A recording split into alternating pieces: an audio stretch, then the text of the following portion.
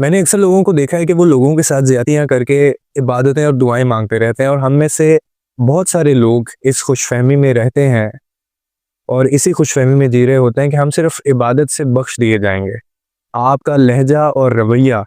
اگر کسی کی دل آزاری اور احساس کمتری کی وجہ بن گیا زندگی میں، تو ماتھے پہ آپ لاکھ محراب سجا لیں،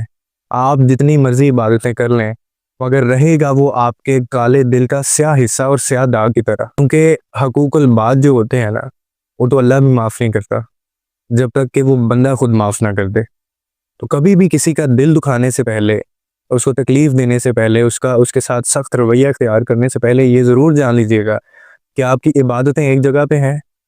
اور آپ کی جو چہرے یا آپ کے ماتھے کے اوپر جو محراب ہے وہ ایک جگہ پہ اوپر ہے۔ اسی لیے ہمیشہ کوشش کیجیے گا کہ آپ کی وجہ سے کبھی کسی کا دل نہ دکھے، یا آپ کی وجہ سے کوئی شخص احساس کمتری میں نہ چلا جائے،